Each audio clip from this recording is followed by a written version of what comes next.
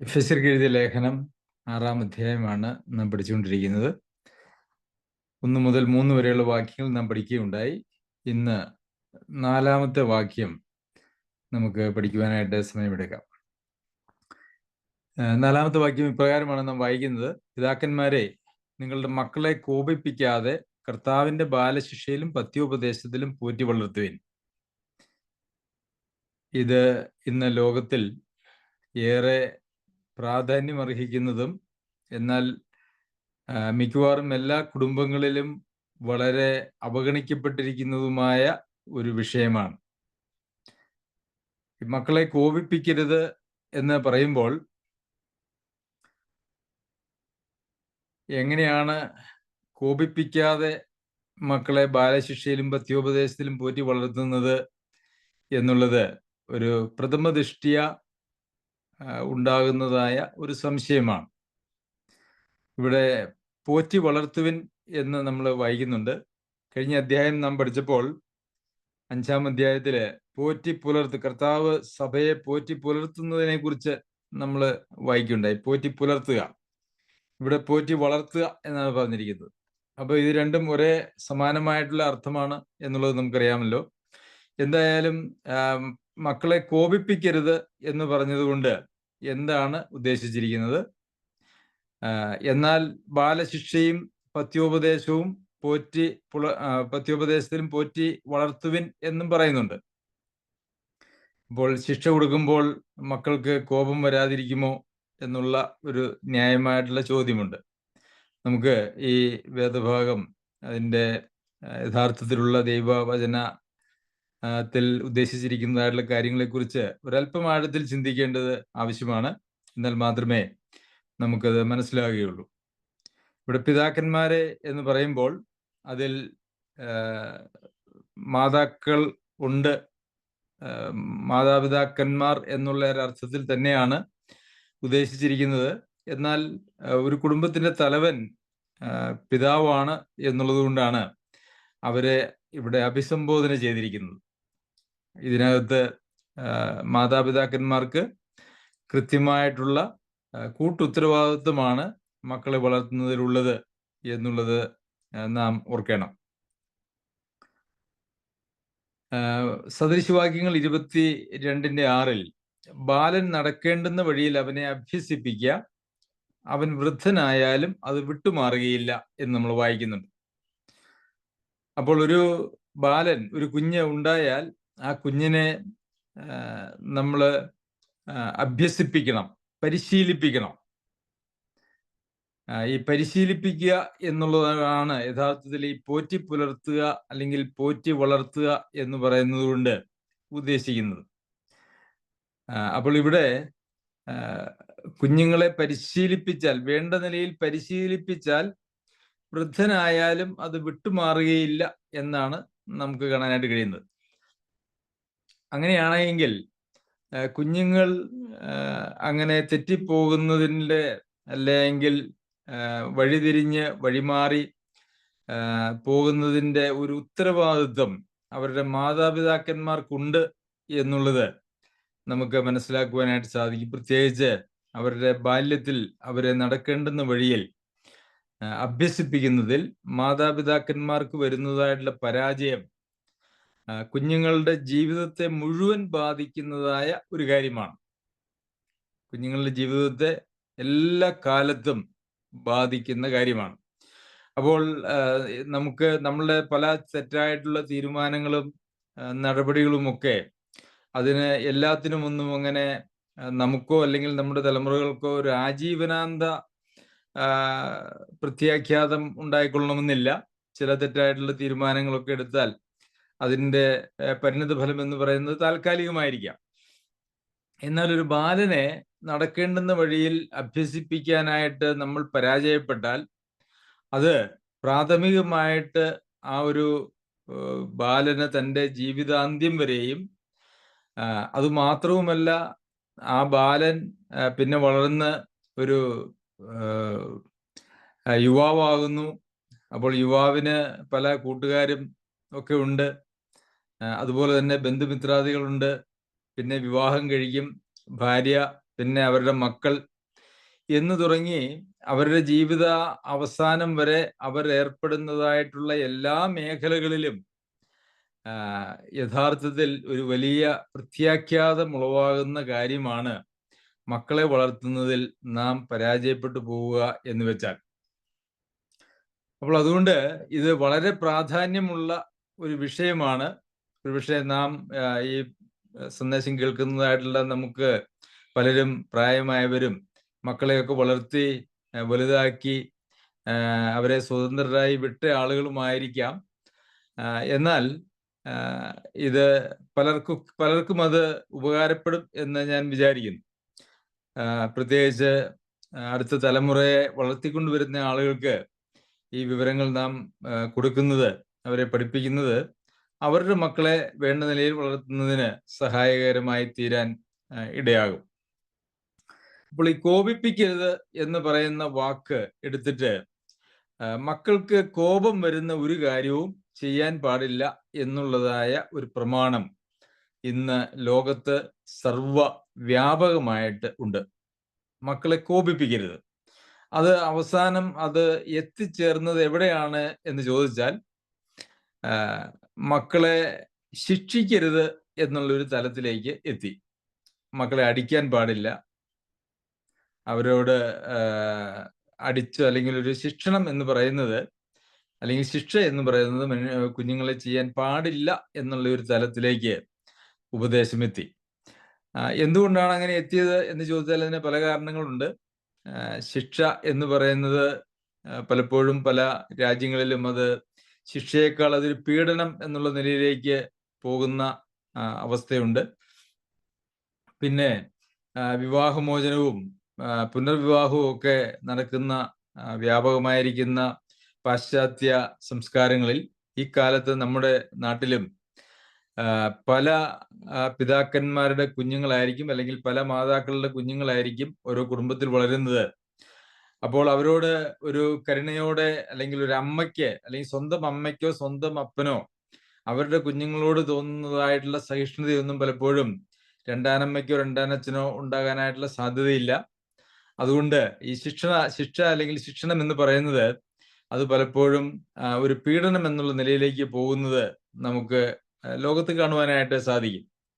അപ്പൊ അങ്ങനെയൊക്കെയുള്ള പല പ്രശ്നങ്ങളുടെ അടിസ്ഥാനത്തിൽ എന്ത് സംഭവിച്ചു എന്ന് ചോദിച്ചാൽ മക്കളെ ശിക്ഷിക്കുക എന്ന് പറയുന്നതിന് ഒരു പൊതുവിൽ ഒരു എതിർപ്പ് വന്നു.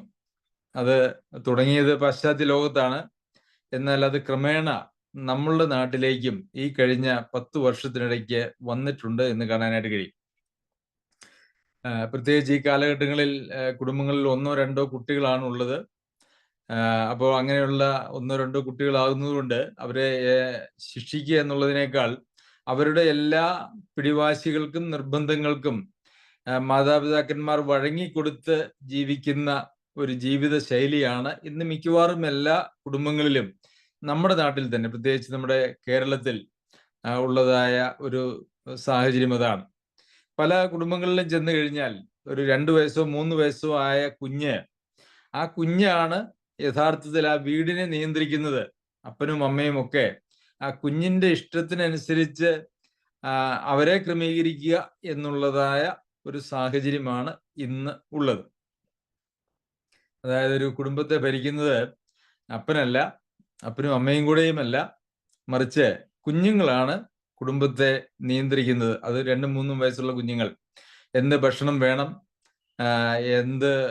എങ്ങനെ വേണം, എവിടെ പോകണം, എവിടെ പോകണ്ട, അല്ലെങ്കിൽ ടിവിയിൽ ഏത് ചാനൽ കാണണം, മൊബൈല് എന്ന് തുടങ്ങി നമ്മളുടെ ദൈനംദിന ചിട്ടകളിലും ചട്ടവട്ടങ്ങളിലും എല്ലാം അത് നിയന്ത്രിക്കുന്നത് കുഞ്ഞുങ്ങളാണ് എന്നുള്ള ഒരു നിലയിലേക്ക് ഇന്ന് വരികയും ഇത് മക്കളുടെ യഥാർത്ഥത്തിലുള്ള ഒരു ഭക്തിയുടെ വഴിയിലുള്ള വളർച്ചയ്ക്ക് വലിയ ഒരു തടസ്സമായി തീർന്നിരിക്കുകയും ചെയ്തിട്ടുണ്ട്. അപ്പോൾ കോപിപ്പിക്കരുത് എന്നുള്ളതായ വാക്കാണ് ഇതിന് ആധാരമായിട്ട് ഈവൻ വിശ്വാസികളുടെ ഇടയിൽ പോലും എടുക്കുന്നത്. മറ്റ് ആളുകളുടെ ഇടയിൽ അങ്ങനെയൊന്നുമില്ല. അത് മക്കളെ ഇപ്പോൾ 1-2 കുഞ്ഞുങ്ങളെയൊക്കെ ഉള്ളൂ എന്നുള്ളത് കൊണ്ട് അവരെ അടിക്കാനൊന്നും പറ്റത്തില്ല. അവരെ നിയന്ത്രിക്കാനും പറ്റത്തില്ല. അടിച്ചു കഴിഞ്ഞു കഴിഞ്ഞാലുള്ള പ്രശ്നങ്ങളും ഒക്കെ ഉള്ളതുകൊണ്ട് അവരെങ്ങനെ ശിക്ഷിക്കുക എന്ന് പറയുന്നത് പ്രശ്നമല്ല. അങ്ങനെ ശിക്ഷിക്കാറില്ല എന്നുള്ളതാണ് യാഥാർത്ഥ്യം. എന്നാൽ മക്കളെ കോപിപ്പിക്കരുത് എന്ന് പറയുന്നത് കൊണ്ട് വിശ്വാസികളായിരിക്കുന്ന ആളുകൾ അവരെ മക്കളെ അങ്ങനെ മക്കളുടെ ഇഷ്ടങ്ങൾക്ക് നിന്നു കൊടുക്കുക എന്നുള്ള ഒരു തലത്തിലേക്ക് മാറി.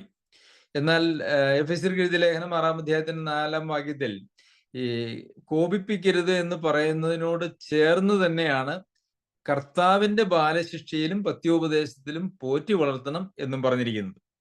അപ്പോൾ ബാലശിക്ഷയിൽ എന്നല്ല, അതിനകത്ത് ഒരു വിശേഷണവും കൂടി പറഞ്ഞിട്ടുണ്ട്, കർത്താവിന്റെ ബാലശിക്ഷ. അതായത് നമുക്ക് തോന്നിയതുപോലെയുള്ള ഒരു ശിക്ഷയല്ല, മറിച്ച് അത് ദൈവവുമായിട്ട് ബന്ധപ്പെട്ട ഒരു കാര്യമാണ്, അല്ലെങ്കിൽ കർത്താവുമായിട്ട് ബന്ധപ്പെട്ട ഒരു കാര്യമാണ് ഈ ശിക്ഷയും ശിക്ഷണവും എന്ന് പറയുന്നത് കൊണ്ട് നമ്മൾ മനസ്സിലാക്കണം. അതുപോലെ തന്നെ പത്യോപദേശത്തിലും അവരെ പോറ്റി വളർത്തണം. അപ്പോൾ ബാലശിക്ഷയും പത്യോപദേശവും ഇല്ലാതെ മക്കളെ പോറ്റി വളർത്താനായിട്ട് നമ്മൾ ശ്രമിച്ചാൽ അത് ഒരു ദൈവ പൈതലിലോ അല്ലെങ്കിൽ ഒരു ദൈവത്തിന്റെ ഒരു ഭവനത്തിലോ മക്കളെ അങ്ങനെ വളർത്തുവാനായിട്ട് കഴിയുന്നതല്ല, അങ്ങനെ ഉദ്ദേശിച്ചിട്ടുമില്ല. അതുപോലെ തന്നെ പഴയ നിയമത്തിൽ സദൃശവാക്യങ്ങളിൽ നാം വായിച്ച വാക്യം, ബാലൻ നടക്കേണ്ടുന്ന വഴിയിൽ അവനെ അഭ്യസിപ്പിക്കുക, അവൻ വൃദ്ധനായാലും അത് വിട്ടുമാറുകയില്ല. അപ്പോൾ ഞാൻ നേരത്തെ സൂചിപ്പിച്ചതുപോലെ മക്കളെ വളർത്തുന്നത് അവരുമായിട്ട് ബന്ധപ്പെടുന്നതായിട്ടുള്ള എല്ലാ ആളുകളെയും സ്വാധീനിക്കുന്ന ഒരു ആജീവനാന്ത പ്രവർത്തനമാണ് എന്നുള്ളത് കൊണ്ട് ഏറ്റവും പ്രാധാന്യത്തോടെ നാം ഈ ഒരു വിഷയത്തെ കാണേണ്ടത് ആവശ്യമാണ്. അപ്പോൾ ബാലശിക്ഷയും പത്യോപദേശവും വേണം, എന്നാൽ മക്കളെ കോപിപ്പിക്കുവാനും പാടില്ല. അപ്പോൾ ഈ ബാലശിക്ഷയും പത്യോപദേശവും അല്ല അടിസ്ഥാനപരമായിട്ട് മക്കളെ കോപിപ്പിക്കുന്നത്, അല്ലെങ്കിൽ കോപിപ്പിക്കാതെ തന്നെ ബാലശിക്ഷയിലും പത്യോപദേശത്തിലും മക്കളെ വളർത്താനായിട്ട് കഴിയും എന്നാണ് അതിന്റെ അർത്ഥം.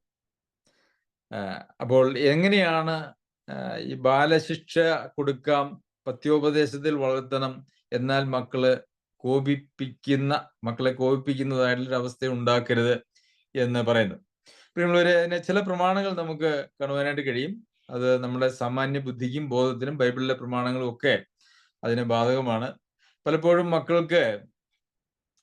ആളുകൾ മക്കളെ എന്തെങ്കിലും തെറ്റുകൾ അല്ലെങ്കിൽ അവരെ പരിശീലിപ്പിക്കുക എന്ന് പറയുന്നത് യഥാർത്ഥത്തിൽ തുടങ്ങുന്നത് അവരുടെ ഏറ്റവും ചെറുപ്പത്തിൽ തന്നെയാണ്. ഒരു കുഞ്ഞുണ്ടായി ആ കുഞ്ഞിനെ പരിശീലിപ്പിക്കുന്നത് കുഞ്ഞുണ്ടായ ദിവസം മുതൽ ആ പരിശീലനം അവർക്ക് ആവശ്യമാണ്. പലപ്പോഴും കുഞ്ഞുങ്ങളെ പരിശീലിപ്പിക്കുന്നത് ആളുകൾ തുടങ്ങുന്നത് എപ്പോഴാണ് എന്ന് ചോദിച്ചാൽ 2 വയസ്സും 3 വയസ്സും 4 വയസ്സും ഒക്കെ ആയിട്ടാണ്. അങ്ങനെയുള്ള ഒരു പരിശീലന പരിപാടി മിക്കവാറും ഒരു പരാജയത്തിൽ തന്നെ എത്തിച്ചേരുകയുള്ളൂ. മനഃശാസ്ത്രമൊക്കെ പഠിക്കുന്നതായിട്ടുള്ള ആളുകൾ അതിനെക്കുറിച്ച് പറയുന്നത് 3 വയസ്സാകുമ്പോഴേക്കും ഒരു കുഞ്ഞിന്റെ വ്യക്തിത്വം അതിന്റെ 75% ഫിക്സ്ഡ് ആയിരിക്കും. 5 വയസ്സാകുന്നതോടുകൂടി ആ കുഞ്ഞിന്റെ വ്യക്തിത്വം അങ്ങനെ തന്നെ ഫിക്സായി, 100% ഫിക്സായി. പിന്നെ ആ കുഞ്ഞിനെ മാറ്റാനായിട്ടോ അല്ലെങ്കിൽ പരിശീലിപ്പിക്കാനായിട്ടോ എളുപ്പമല്ല എന്നുള്ള നിലയിലാണ്. എന്നാൽ പലപ്പോഴും ആളുകൾ ചിന്തിക്കുന്നത് കുഞ്ഞുങ്ങളെയൊക്കെ ഒന്ന് പരിശീലിപ്പിക്കണമെങ്കിൽ അവർക്ക് ഒരു 5 വയസ്സൊക്കെ കഴിയട്ടെ എന്നുള്ള ഒരു കാഴ്ചപ്പാടാണ് പൊതുവേ ഉള്ളത്. എന്നാൽ കുഞ്ഞിനെ പരിശീലിപ്പിക്കുന്നത് കുഞ്ഞുണ്ടായി കഴിഞ്ഞാൽ ഉടനെ തന്നെ അങ്ങനെ പരിശീലിപ്പിക്കണം.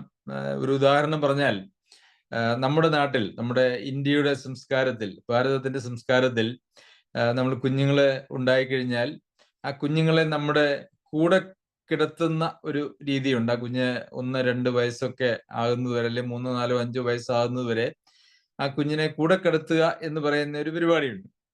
കുഞ്ഞിനെ മാറ്റിക്കിടത്തുന്നത് ഭയങ്കര ഒരു തെറ്റായിട്ടാണ് കാണുന്നത്. അതുകൊണ്ട് കുഞ്ഞ് കൂടെ കിടന്നാലേ ഉറങ്ങുകയുള്ളൂ എന്നുള്ള ഒരു കാര്യം, അതായത് മാതാപിതാക്കന്മാരുടെ ആ ഒരു ചൂടും ആ സാമീപ്യം ഉണ്ടെങ്കിൽ മാത്രമേ ഉറങ്ങുകയുള്ളൂ എന്ന് പറയുന്നതായിട്ടുള്ള ഒരു ശീലം കുഞ്ഞുങ്ങൾ വളർത്തിയെടുക്കും. എന്നാൽ മറ്റ് പാശ്ചാത്യ രാജ്യങ്ങളിലൊക്കെ കുഞ്ഞുങ്ങളെ ഒരാഴ്ച കഴിയുമ്പോൾ തന്നെ മാറ്റി കിടത്തി അവരെ പരിശീലിപ്പിക്കുന്നത് കാണാനായിട്ട് കഴിയും. അതുപോലെ ഭക്ഷണം 3, 4, 5, 6, 8, 10 വയസ്സായാലും ഭക്ഷണം വാരി കൊടുക്കുന്നതായിട്ടുള്ള കുടുംബങ്ങൾ നമ്മുടെ നാട്ടിലുണ്ട്.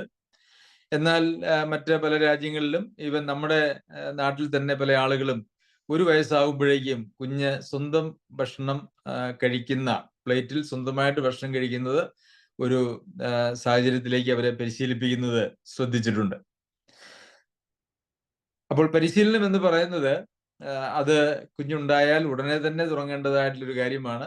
എല്ലാ മേഖലകളിലും ഈ ശരി തെറ്റുകൾ എന്ത് എന്നുള്ളത് കുഞ്ഞുങ്ങള് സ്വാഭാവികമായിട്ടും അവര് കണ്ടും കേട്ടും ആണ് അവര് കൂടുതലും പഠിക്കുന്നത് എന്നുള്ളത് നാം ശ്രദ്ധിച്ചാൽ നമുക്ക് മനസ്സിലാക്കാനായിട്ട് സാധിക്കും. അപ്പോൾ എങ്ങനെയാണ് കോപിപ്പിക്കാതെ നമ്മൾക്ക് അവരെ ബാലശിക്ഷ അല്ലെങ്കിൽ ശിക്ഷയും ശിക്ഷണവും കൊടുക്കാനായിട്ട് കഴിയുന്നത് എന്ന് ചോദിച്ചാൽ, പലപ്പോഴും കുഞ്ഞുങ്ങളെ ശിക്ഷിക്കുക എന്ന് പറയുന്നത് മാതാപിതാക്കന്മാരുടെ ദേഷ്യം തീർക്കുന്ന ഒരു പരിപാടിയായിട്ടാണ് ഇരിക്കുന്നത്.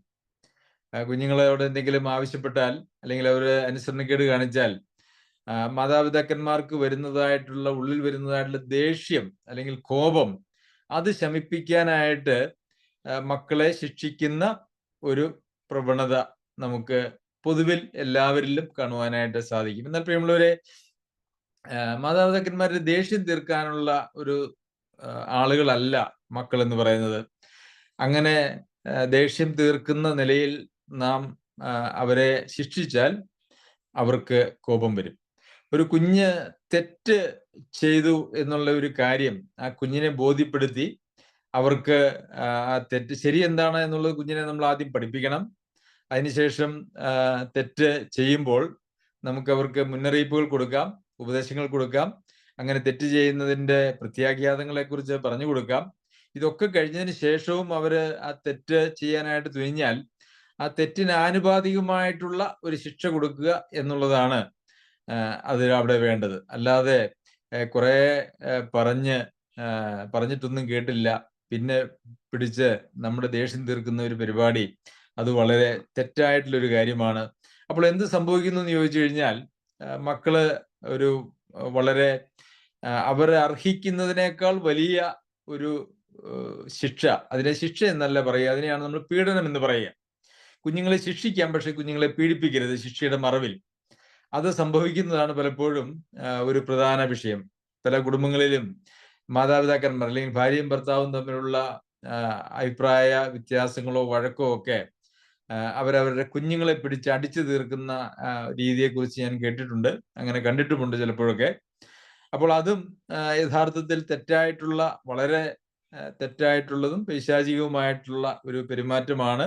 അത് കുഞ്ഞുങ്ങളെ യഥാർത്ഥത്തിൽ മത്സരികളും ധിക്കാരികളും ഒക്കെ ആക്കി മാറ്റും എന്ന് നമുക്ക് കാണാനായിട്ട് സാധിക്കും. അപ്പോൾ കുഞ്ഞുങ്ങളെ ശിക്ഷിക്കുക എന്ന് പറയുന്നത് ഏതെങ്കിലും ഒരു കാര്യം അവരരുതാത്തതായിട്ടുള്ള കാര്യം അവർ ചെയ്യുമ്പോൾ അതിന് നമുക്ക് ഉപദേശം കൊടുക്കണം. പല തവണ അവരെ ഉപദേശിക്കുകയും അത്തരമുള്ള സാഹചര്യങ്ങൾ ഒഴിവാക്കി കൊടുക്കുകയും അവരെ തന്നെ നിയന്ത്രിക്കുന്നതിന് ആവശ്യമായിട്ടുള്ള സാഹചര്യങ്ങൾ നമുക്ക് ഉണ്ടാക്കി കൊടുക്കേണ്ടത് ആവശ്യമാണ്. ഒരു ഉദാഹരണത്തിന് കത്തിയെടുത്ത് പെരുമാറുക. കുഞ്ഞുങ്ങള് അവര് പരിചയക്കുറവുണ്ട്, ഒരു കത്തിയെടുത്ത് പെരുമാറിയാൽ അവരുടെ കൈ മുറിയാനായിട്ടുള്ള സാധ്യതയുണ്ട്. അപ്പോൾ കത്തിയെടുത്തു എന്ന് പറഞ്ഞുകൊണ്ട് കുഞ്ഞിനെ വഴക്കു പറയാനും അടിക്കാനും നിൽക്കുന്നതിനേക്കാൾ ആ കുഞ്ഞുങ്ങൾക്ക് കത്തിയെടുക്കാൻ കഴിയാത്ത നിലയിൽ ആ കത്തി മാറ്റിവെക്കുക എന്നുള്ളത് ഒരു പ്രായോഗികമായിട്ടുള്ള പരിഹാരമാണ്. അതുപോലെ തന്നെ അതുപോലെ ഏത് കാര്യങ്ങളും അവർക്ക് എടുക്കാൻ പറ്റാത്ത നിലയിൽ അത് മാറ്റിവെക്കുക ചെറുപ്പത്തിലൊക്കെ. എന്നാൽ അതൊക്കെ എടുക്കുന്ന ഒരു പ്രായം വന്നു കഴിയുമ്പോൾ പിന്നെ അതിന്റെ അടുത്ത ലെവലിൽ നമ്മൾ ചിന്തിക്കേണ്ടതായിട്ട് വരും.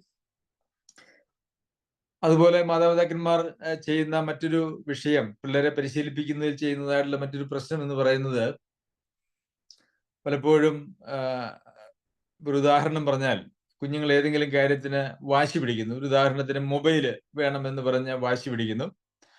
അപ്പോൾ മൊബൈല് തരില്ല എന്ന് പറയുന്നു. അങ്ങനെ തരില്ല എന്ന് പറഞ്ഞ് പിന്നെ കൊച്ച് കരഞ്ഞു, അപ്പോഴും തരില്ല എന്ന് പറഞ്ഞു. അപ്പോൾ നിലത്ത് കിടന്ന് ഉരുണ്ടു, അപ്പോഴും തരില്ല എന്ന് പറഞ്ഞു. പിന്നെ അടിയും, മാതാപിതാക്കന്മാരെ അടിയും ബഹളവും ഒക്കെ ആയി കഴിഞ്ഞ് കഴിയുമ്പോൾ ആ മൊബൈൽ ആ കുഞ്ഞിന് കൊടുക്കുന്നു. അപ്പോൾ കുഞ്ഞിന് അവന്റെ എങ്ങനെയാണ് അവൻ അർഹതയില്ലാത്തതോ അല്ലെങ്കിൽ അവൻ ആഗ്രഹിക്കുന്നതോ ആയിട്ടുള്ള ഒരു കാര്യം എങ്ങനെയാണ് കൈക്കലാക്കേണ്ടത് എന്നുള്ളത് ആ കുഞ്ഞ് അനുഭവത്തിലൂടെ പഠിക്കുകയാണ് ചെയ്യുന്നത്. അപ്പോൾ കുഞ്ഞിന് മക്കളെ വളർത്തുമ്പോൾ പ്രത്യേകിച്ച് ശ്രദ്ധിക്കേണ്ടതായിട്ടുള്ളൊരു കാര്യം എന്ന് പറയുന്നത്, ഒരു കൊച്ചിനോട് ഒരു കാര്യം നോ എന്ന് പറഞ്ഞാൽ അതെപ്പോഴും നോ ആയിരിക്കണം. ഇനി അല്ല, കുഞ്ഞിന് കൊടുക്കാവുന്ന ഒരു കാര്യമാണ് എങ്കിൽ, ചെയ്തു കൊടുക്കാവുന്ന ഒരു കാര്യമാണ് എങ്കിൽ ആദ്യം തന്നെ നോ പറയാതെ തന്നെ അത് ചെയ്തു കൊടുക്കുക. എന്നാൽ ഒരിക്കലും അത് പറ്റില്ല, വേണ്ട എന്ന് പറഞ്ഞാൽ പിന്നെ കൊച്ച് അതിൻ്റെ എല്ലാ തന്ത്രങ്ങളും ഒക്കെ എടുത്തു കഴിഞ്ഞ് അവസാനം അത് കൈപ്പറ്റുന്ന അല്ലെങ്കിൽ അത് കൈക്കലാക്കുന്ന ഒരു അവസ്ഥയിലേക്ക് ഒരിക്കലും കുഞ്ഞുങ്ങളെ അങ്ങനെ നമ്മൾ അനുവദിക്കാനായിട്ട് പാടില്ല. മിക്കവാറും എല്ലാ കുടുംബങ്ങളിലും മാതാപിതാക്കന്മാർ വരുത്തുന്നതായിട്ടുള്ള ഒരു വലിയ തെറ്റാണ് ഇങ്ങനെ. അതായത് നമ്മളുടെ തീരുമാനങ്ങളിലും നമ്മുടെ വാക്കുകളിലും ഒരു കൃത്യതയില്ല, കൺസിസ്റ്റൻസി ഇല്ല, അല്ലെങ്കിൽ കൃത്യതയില്ല. ചില കാര്യങ്ങൾ നമ്മൾ വേണ്ട എന്ന് പറയും, അതിനുശേഷം കുഞ്ഞുങ്ങളെ ഒന്ന് അടക്കിയിരുത്തണം എന്ന് തോന്നിയാൽ നമ്മൾ വേണ്ട എന്ന് പറഞ്ഞ കാര്യം തന്നെ പിന്നീട് എടുത്തു കൊടുക്കും. അപ്പോൾ ആ കുഞ്ഞ് മനസ്സിലാക്കുന്നത്, എൻ്റെ മാതാപിതാക്കന്മാർക്ക് തിരക്കാണ്, അവർക്ക് ഞാൻ ശല്യം ഉണ്ടാക്കാതെ ഇരിക്കണമെങ്കിൽ അവരത് എനിക്ക് എടുത്തു തരും, അല്ലെങ്കിൽ അത് തരില്ല. അപ്പോൾ ശല്യപ്പെടുത്തിയാൽ അവർ എടുത്തു തരും എന്നുള്ള ഒരു പ്രമാണമാണ് ആ കുഞ്ഞ് പഠിക്കുന്നത്. അപ്പോൾ ഇങ്ങനെയുള്ള തെറ്റായിട്ടുള്ള ഒത്തിരി കാര്യങ്ങൾ മാതാപിതാക്കന്മാരുടെ കുഞ്ഞുങ്ങളെ പരിശീലിപ്പിക്കുന്നതിൽ വരുന്നുണ്ട്. ഞാൻ ചില ഉദാഹരണങ്ങൾ മാത്രമാണ് പറഞ്ഞത്. എന്നാൽ ഒരു കുഞ്ഞ് അവൻ ആഗ്രഹിക്കുന്നതായിട്ടുള്ള എല്ലാ കാര്യങ്ങളും, അവനോ അവളോ ആഗ്രഹിക്കുന്നതായിട്ടുള്ള എല്ലാ കാര്യങ്ങളും എങ്ങനെ മാതാപിതാക്കന്മാരുടെ അടുക്കൽ നിന്നും നേടിയെടുക്കാമെന്നുള്ളത് ഒരു 3 വയസ്സാകുമ്പോഴത്തേക്കും ഒരു കുഞ്ഞ് പഠിച്ചിരിക്കും. അങ്ങനെ പഠിക്കുന്നതായിട്ടുള്ള കുഞ്ഞുങ്ങളാണ് ഒരു കുടുംബത്തെ ഭരിക്കുന്ന നിലയിൽ. അവൻ തീരുമാനിക്കും എവിടെ പോകണം, എവിടെ പോകണ്ട, എന്ത് കഴിക്കണം എന്ന് മുതലായിട്ടുള്ള എല്ലാ കാര്യങ്ങളും അവനോ അല്ലെങ്കിൽ ആ കുഞ്ഞോ തീരുമാനിക്കുന്ന ഒരവസ്ഥയിലേക്കാണ് ആളുകൾ വരുന്നത്. ശരി, പിന്നെ വരുന്നതായിട്ടുള്ള ഒരു പ്രശ്നം എന്ന് പറയുന്നത്, നമ്മുടെ ജീവിതത്തിൽ കുഞ്ഞുങ്ങൾ കണ്ടു വളരുന്നതായ, ഞാൻ നേരത്തെ പറഞ്ഞല്ലോ, കേട്ടും കണ്ടുമാണ് കുഞ്ഞുങ്ങൾ കൂടുതൽ കാര്യങ്ങളും പഠിക്കുന്നത്, ഉപദേശത്തിലൂടെയല്ല. ഈ കേട്ടും കണ്ടും പഠിക്കണമെങ്കിൽ നമ്മൾ അനുസരിക്കുന്നത്, ഒരു കുടുംബത്തിൽ ഉദാഹരണത്തിന് ഒരു അമ്മ തൻ്റെ ഭർത്താവിന്, അല്ലെങ്കിൽ ഭാര്യ ഭർത്താവിനെ അനുസരിക്കുന്നതും, അതുപോലെ തന്നെ മക്കൾ, അതായത് ഈ കുഞ്ഞിൻ്റെ മൂത്ത സഹോദരങ്ങൾ മാതാപിതാക്കന്മാരെ അനുസരിക്കുന്നതും, അവരെ സ്നേഹിക്കുന്നതും അവരെ ക്ഷമിക്കുന്നതും ഒക്കെ കുഞ്ഞുങ്ങൾ കണ്ട് വളരേണ്ടത് ആവശ്യമാണ്. പലപ്പോഴും കുഞ്ഞുങ്ങൾ കാണുന്നതും നമ്മൾ പറഞ്ഞു കൊടുക്കുന്നതും തമ്മിലൊരു ബന്ധമില്ല എന്ന് പറയുന്നത് കുഞ്ഞുങ്ങൾക്ക് വലിയ ആശയക്കുഴപ്പം ഉണ്ടാക്കുന്നതായിട്ടുള്ള കാര്യമാണ്. ഒരു ഉദാഹരണത്തിന്, മാതാപിതാക്കന്മാരെ സ്നേഹിക്കണം, ഞങ്ങളെ അനുസരിക്കണം എന്ന് ഒരു കുഞ്ഞിനോട് പറഞ്ഞു കൊടുക്കുകയും, അല്ലെങ്കിൽ ഞങ്ങളെ അനുസരിക്കണമെന്ന് പറഞ്ഞു കൊടുക്കുകയും, ഞങ്ങളെ ബഹുമാനിക്കണമെന്ന് പറഞ്ഞു കൊടുക്കുകയും, ഞങ്ങളുടെ മാതാപിതാക്കന്മാരെ ബഹുമാനിക്കാത്തതാണ് കുഞ്ഞുങ്ങൾ യഥാർത്ഥത്തിൽ കാണുന്നതെങ്കിൽ ഈ പറഞ്ഞു കൊടുക്കുന്ന കാര്യങ്ങളും അവർ കാണുന്ന കാര്യങ്ങളുമായിട്ട് ഒരു വലിയ പൊരുത്തക്കേട് ഉണ്ടാകുന്നത് നമുക്ക് കാണാം. അപ്പോൾ അങ്ങനെയുള്ള പൊരുത്തക്കേടുകൾ വരുമ്പോൾ യഥാർത്ഥത്തിൽ വലിയ ഒരു നമ്മുടെ വാക്കുകൾക്ക് യാതൊരു വിലയുമില്ല. നമ്മൾ പറഞ്ഞു കൊടുക്കുന്നതല്ല, അവരെ കണ്ട് ശീലിക്കുന്നതാണ് അവര് പിന്തുടരുവാനായിട്ട് തീരുമാനിക്കുന്നത്, അല്ലെങ്കിൽ അത് പിന്തുടരുവാനായിട്ട് കഴിയുന്നത് അവർക്ക് അങ്ങനെ കണ്ട് ശീലിക്കുന്നതായിട്ട് കാര്യങ്ങളാണ്. അതുകൊണ്ട് മാതാപിതാക്കന്മാർ മക്കളിൽ നിന്ന് എന്തെല്ലാം ഗുണങ്ങൾ ആഗ്രഹിക്കുന്നുവോ ആ ഗുണങ്ങളെല്ലാം മക്കള് മാതാപിതാക്കന്മാരുടെ ജീവിതത്തിൽ കാണണം. അത് കാണുന്നില്ല എങ്കിൽ മക്കള് അവരെ നമ്മൾ അഭ്യസിപ്പിച്ചു എന്ന് പറയുന്നതിൽ അർത്ഥമില്ല. അഭ്യസിപ്പിക്കുക എന്ന് പറഞ്ഞാൽ അത് പറഞ്ഞു കൊടുക്കുക എന്നും ശിക്ഷിച്ച് അത് എങ്ങനെയെങ്കിലും അവരുടെ മേൽ അടിച്ചേൽപ്പിക്കുക എന്ന് പറയുന്നത് മാത്രമല്ല. അങ്ങനെ അടിച്ചേൽപ്പിക്കുക എന്നതുകൊണ്ട് അർത്ഥമില്ല. നമ്മൾ പറഞ്ഞു കൊടുക്കുകയും നമ്മൾ കാണിച്ചു കൊടുക്കുകയും നമ്മുടെ ജീവിതത്തിലൂടെ കാണിച്ചു കൊടുക്കുകയും ചെയ്യേണ്ടത് ആവശ്യമാണ്. അപ്പോൾ മാതൃകയില്ലാത്തതായിട്ടുള്ള, തോന്നിവാസം ജീവിക്കുന്നതായിട്ടുള്ള ഒരു അപ്പനും അമ്മയ്ക്കും അവരുടെ മക്കളെ പരിശീലിപ്പിക്കുവാനായിട്ട് ഒരിക്കലും കഴിയുന്നതല്ല. അതുകൊണ്ട് ദൈവഭക്തരായി ജീവിക്കുന്ന ആളുകൾക്ക് മാത്രമേ കർത്താവിന്റെ ബാലശിക്ഷയിലും പത്യോപദേശത്തിലും അവരെ വളർത്തുവാനായിട്ട് കഴിയുകയുള്ളൂ. പിന്നെ വളരെ ബുദ്ധിപരമായിട്ട് മക്കളുടെ അടുത്ത് പെരുമാറുന്നതായിട്ടുള്ള ആളുകൾക്ക് അവരെ ഒരുവിധം ഒക്കെ പരിശീലിപ്പിക്കാനായിട്ട് കഴിയും എന്നുള്ളത് ഒരു യാഥാർത്ഥ്യമാണ്. എന്നാൽ കർത്താവിന്റെ പത്യോപദേശവും അല്ലെങ്കിൽ ബാലശിക്ഷയും പത്യോപദേശവും എന്ന് പറയുന്നത് അത് വ്യത്യാസമാണ്. അതൊരു മനുഷ്യനെ, അതൊരു കുഞ്ഞിനെ ഒരു ആത്മീക ജീവിതത്തിന് ഉള്ള ഒരു അടിത്തറ ഇട്ട് കൊടുക്കുന്നതാണ്. നല്ല നിലയിൽ ശിക്ഷണത്തോടു കൂടിയൊക്കെ മക്കളെ വളർത്തുന്നതായിട്ടുള്ള ആളുകൾ നാനാ ജാതി മതവിഭാഗങ്ങളിലുണ്ട് എന്നുള്ളത് നമുക്കറിയാം. അങ്ങനെയുള്ള മക്കൾ സാമാന്യം നല്ല പൗരന്മാരായിട്ട് വളർന്നു വരികയും ചെയ്യും. എന്നാൽ ഒരു ആത്മീക ജീവിതത്തിന് വേണ്ടുന്നതായിട്ടുള്ള അടിത്തറ ഇട്ടുകൊടുക്കാൻ കഴിയണമെങ്കിൽ അത് ആത്മീകരായിട്ടുള്ള മാതാപിതാക്കന്മാർക്ക് മാത്രമേ കഴിയുകയുള്ളൂ എന്നുള്ളതാണ് അതിന്റെ കാര്യം. അപ്പോൾ എന്തെല്ലാം ഗുണങ്ങളാണോ മക്കളിൽ നാം ആഗ്രഹിക്കുന്നത് അതെല്ലാം നമ്മൾ നമ്മളുടെ ജീവിതത്തിലൂടെ മക്കൾക്ക് കാണിച്ചു കൊടുക്കേണ്ടത് ആവശ്യമാണ്. ഒരു ഉദാഹരണത്തിന് നമ്മള് മക്കളോട് പറയുകയാണ്, നിങ്ങൾ ആളുകളെ ഭവനത്തിൽ സ്വീകരിക്കാനും അവരെ സൽക്കരിക്കാനും ഒക്കെയുള്ള താല്പര്യമുള്ള ആളുകളായിരിക്കണം എന്ന് പറഞ്ഞു കൊടുത്താൽ, നാം അങ്ങനെയല്ല. നമ്മുടെ വീട്ടിൽ ആരെയും കയറ്റുകയുമില്ല. നമ്മൾ ആരെങ്കിലും വന്നു കഴിഞ്ഞാൽ അത് നമ്മളൊരു ഭാരമായിട്ട് ചിന്തിക്കുകയോ അതല്ല എങ്കിൽ അവര് പോയി കഴിയുമ്പോൾ അവര് വന്നതിനെ കുറിച്ച് തെറ്റായിട്ടുള്ള നിലയിൽ മനോഭാവത്തോടെ സംസാരിക്കുകയൊക്കെ ചെയ്തു കഴിയുമ്പോൾ ഇതൊക്കെ കാണുന്നതായിട്ടുള്ള കുഞ്ഞുങ്ങൾ ഒരുപക്ഷെ നമ്മള് പറയുന്നതിന് വിരുദ്ധമായിട്ട് നമ്മൾ ചെയ്യുന്നത് കാണുമ്പോൾ നമ്മളോടുള്ള ബഹുമാനം പോകുമെന്നുള്ളത് മാത്രവുമല്ല, അവര് ഒരുവിധം വളർന്നു വരാൻ സാധ്യതയുള്ളത് നമ്മൾ കാണിച്ചു കൊടുക്കുന്ന അതേ രീതിയിൽ മാത്രമായിരിക്കും. അതുകൊണ്ട് മക്കൾക്ക് നല്ല മാതൃകകൾ കാണിച്ചു കൊടുക്കുക എന്ന് പറയുന്നത് അവരെ പരിശീലിപ്പിക്കുന്ന അതിന്റെ ഒരു ഭാഗം തന്നെയാണ് എന്ന് നാം മനസ്സിലാക്കണം. പിന്നെ പത്യോപദേശത്തിൽ വളർത്തണം എന്ന് നമ്മൾ ഇവിടെ വായിച്ചു. ഈ പത്യോപദേശത്തിൽ വളർത്തണമെങ്കിൽ ഇത് പിതാക്കന്മാരോടാണ് അല്ലെങ്കിൽ മാതാപിതാക്കന്മാരോടാണ് പറയുന്നത്. മാതാപിതാക്കന്മാർക്ക് പത്യ ഉപദേശം പറഞ്ഞു കൊടുത്ത് മക്കളെ വളർത്തണമെങ്കിൽ അവർക്ക് ഈ പത്യ ഉപദേശം അറിയാനായിട്ട് ആവശ്യമുണ്ട്. പത്യോപദേശങ്ങൾ എന്തൊക്കെയാണെന്ന് ദൈവവചനത്തിൽ നിന്നുള്ളതും ആയ പത്യ ഉപദേശങ്ങൾ നമുക്ക് അറിയില്ല എങ്കിൽ മക്കളെ അങ്ങനെ പറഞ്ഞു കൊടുത്ത് പഠിപ്പിച്ച് അവരെ പരിശീലിപ്പിക്കുവാനായിട്ട് കഴിയുന്നതല്ല. അപ്പോൾ ദൈവവചനം യഥാർത്ഥത്തിൽ വളരെ ആർത്തിയോടെ ഗൗരവമായിട്ട് പഠിക്കുകയും അത് ധ്യാനിക്കുകയും അത് അനുസരിക്കുകയും ചെയ്യുന്നതായിട്ടുള്ള ആളുകൾക്ക് മാത്രമേ അവരുടെ മക്കളെ അങ്ങനെയുള്ള ഒരു നിലയിൽ വളർത്തിക്കൊണ്ട് വരുവാനായിട്ട് കഴിയുകയുള്ളൂ. പലപ്പോഴും മാതാപിതാക്കന്മാര് മക്കള് ദൈവവചനം പഠിക്കണമെന്ന് അതിനു വേണ്ടിയിട്ട് അവര് കാണുന്നതായിട്ടുള്ള ഒരു വഴി എന്ന് പറയുന്നത് അവരുടെ സൺഡേ സ്കൂളാണ്. സൺഡേ സ്കൂളിൽ ടീച്ചർമാര് അല്ലെങ്കിൽ അവരെ പഠിപ്പിക്കുന്ന അധ്യാപകർ അവരെ ബൈബിളിലെ കുറെ കഥകളും ഒക്കെ പറഞ്ഞും അല്ലെങ്കിൽ കുറെ ഉപദേശങ്ങളും ഒക്കെ പഠിപ്പിക്കും എന്നുള്ളത് ശരിയാണ്. എന്നാൽ അത് സൺഡേ സ്കൂൾ അധ്യാപകരുടെ ഒരു ചുമതലയായിട്ടല്ല വചനത്തിൽ നമുക്ക് കാണാനായിട്ട് കഴിയുന്നത്. വചനത്തിൽ സൺഡേ സ്കൂൾ സംബന്ധിച്ച യാതൊരു സൂചന പോലും യഥാർത്ഥത്തിൽ ഇല്ല. നമുക്കിവിടെ കുഞ്ഞുങ്ങൾ കുറവാണ്, ഉള്ളവർക്ക് നമ്മൾ സൺഡേ സ്കൂൾ എടുക്കുന്നുണ്ടോ എന്നുള്ളത് ഒരു യാഥാർത്ഥ്യമാണ്. എന്നാൽ ദൈവവചനം കുഞ്ഞുങ്ങൾ പഠിക്കുന്നത് അവര് ഭവനത്തിലും അതുപോലെ തന്നെ സഭയിലുമാണ്. അതല്ലാതെ സഭ കുഞ്ഞുങ്ങൾക്ക് വേണ്ടിയിട്ട് തുടങ്ങിയിരിക്കുന്ന എന്തെങ്കിലും സൺഡേ സ്കൂൾ പരിപാടിയിലൂടെ അല്ല. അങ്ങനെ ഒരു പരിപാടി 1-ാം നൂറ്റാണ്ടിൽ എന്തായാലും ഉണ്ടായിരുന്നില്ല. എന്നാൽ സൺഡേ സ്കൂള് തെറ്റാണ് എന്നൊന്നും പറയുവാനായിട്ട് ഞാൻ ആളല്ല.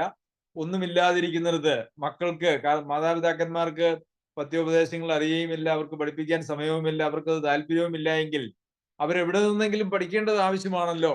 അതുകൊണ്ട് മാതാപിതാക്കന്മാരുടെ ഒരു പ്രാപ്തിക്കുറവും താല്പര്യമില്ലായ്മയും യഥാർത്ഥത്തിൽ സഭയുടെ ചുമലിലേക്ക് വെച്ചു കൊടുത്ത് രക്ഷപ്പെടുന്നതായിട്ടുള്ള പരിപാടിയാണ് ഇന്ന് ആധുനിക കാലഘട്ടത്തിൽ ലോകത്തിൽ സഭകളിലെല്ലാം ഉള്ളത്. അത് ഇവിടെ മാത്രമല്ല, ലോകത്തിലെ എല്ലാ സഭകളിലും അത് ഒരു യാഥാർത്ഥ്യമാണ്. പ്രിയമുള്ളവരെ, മക്കളുടെ വിദ്യാഭ്യാസ കാര്യങ്ങളിൽ നമുക്ക് എത്രത്തോളം താല്പര്യമുണ്ട് എന്നുള്ളത് അറിയാമല്ലോ. മക്കളെ അവർക്ക് പഠനത്തിൽ അവർക്ക് എന്തെങ്കിലും കുറവുണ്ടെങ്കിൽ ഉടനെ തന്നെ നമ്മൾ അതിനെ ട്യൂഷൻ അറേഞ്ച് ചെയ്യും. അതല്ല എങ്കിൽ അത് പഠിപ്പിക്കാൻ പ്രാപ്തിയുള്ള ആരെങ്കിലും എടുക്കൽ നമ്മൾ വിടും, പിന്നെ കോച്ചിങ്ങിന് വിടും. ഇങ്ങനെയൊക്കെ നമ്മൾ ചെയ്യും. അവരുടെ ഈ ലോകത്തിലെ വിദ്യാഭ്യാസ സംബന്ധമായിട്ട് നമ്മൾ എത്രയോ താല്പര്യവും അതുപോലെ തന്നെ സമയവും ധനവും മുടക്കാൻ തയ്യാറാണ്. എന്നാൽ ദൈവവചനം പഠിപ്പിക്കുവാനായിട്ട് അതിന്റെ ഒരു 100-ൽ 1 അംശം താല്പര്യം നമുക്കുണ്ടെങ്കിൽ നമ്മളുടെ മക്കളൊക്കെ എത്രയോ ആത്മീയമായിട്ട് താല്പര്യമുള്ളവരായിട്ട് തീർന്നേനെ എന്ന് ഞാനിങ്ങനെ ചിന്തിക്കാറുണ്ട്. അത് ഒരു താല്പര്യമില്ലാത്ത, അല്ലെങ്കിൽ അതിൻ്റെ ഒരു പ്രാധാന്യം കൊടുക്കാത്ത ഒരു അവസ്ഥയാണ് കുടുംബത്തിലുള്ളത്. പലപ്പോഴും സംഭവിക്കുന്നതായിട്ടുള്ള കാര്യമെന്ന് പറയുന്നത്, മാതാപിതാക്കന്മാർ അവരെ പത്യോപദേശത്തിൽ വളർത്തുന്നില്ല എന്നുള്ളത് ഒരു വശം. പിന്നെ സൺഡേ സ്കൂളിൽ വിടാനായിട്ട്, അല്ലെങ്കിൽ സഭയിൽ കുഞ്ഞുങ്ങളെ അയക്കാനായിട്ട് പോലും കഴിയുന്നില്ല. കാരണം അവരുടെ വിദ്യാഭ്യാസവും ട്യൂഷനും അങ്ങനെയുള്ള പലവിധ കാര്യങ്ങൾ കൊണ്ട് അവർക്ക് യഥാർത്ഥത്തിൽ സഭായോഗങ്ങൾക്കും സൺഡേ സ്കൂളിന് പോലും അവരെ വിടാനായിട്ട് പറ്റാത്ത ഒരു സാഹചര്യവും മനോഭാവവും, അല്ലെങ്കിൽ അത്രയ്ക്ക് പോലും ഒരു പ്രാധാന്യം കൊടുക്കാത്തതായിട്ടുള്ളൊരു കാലഘട്ടവുമാണ് ഇന്ന് സഭകളിൽ ഉള്ളത്, അല്ലെങ്കിൽ വിശ്വാസികളുടെ ഭവനങ്ങളിലും സഭകളിലും ഉള്ളത് എന്നുള്ളത് ഒരു യാഥാർത്ഥ്യം. പ്രിയമുള്ളവരെ, നാം നമ്മുടെ കുഞ്ഞുങ്ങൾക്ക് കൊടുക്കുവാൻ, അല്ലെങ്കിൽ അവരുടെ ഈ ലോകത്തിലെ ജീവിതത്തിന് വേണ്ടി നാം അവർക്ക് വേണ്ടി ചെയ്യുന്ന കാര്യങ്ങൾ അത് ഈ ലോകം കൊണ്ട് അവസാനിക്കുന്നതായിട്ടുള്ള കാര്യങ്ങളാണ്.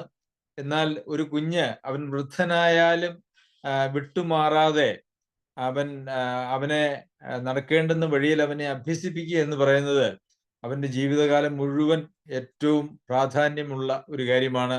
അത് അവന്റെ നിത്യതയിലേക്കും യഥാർത്ഥത്തിൽ ഒരു മുതൽക്കൂട്ടാണ് എന്ന് നമുക്കറിയാം. അപ്പോൾ ഈ ലോകത്തിലെ ജീവിതത്തിന്റെ കാര്യത്തിന് വേണ്ടി മാത്രമുള്ള ഒരു പരിശീലനമാണ് നാം മക്കൾക്ക് കൊടുക്കുന്നതെങ്കിൽ അവരൊരുപക്ഷെ വിശ്വാസത്തിലേക്ക് വരാത്തതോ, വിശ്വാസം വിട്ടുപോകുന്നതോ, അവര് ദൈവനിഷേധികളായിട്ട് ജീവിക്കുന്നതോ ആയിട്ടുള്ള കാര്യങ്ങളുടെ സമ്പൂർണ്ണ ഉത്തരവാദിത്വം അവരുടെ മാതാപിതാക്കന്മാർക്കായിരിക്കും.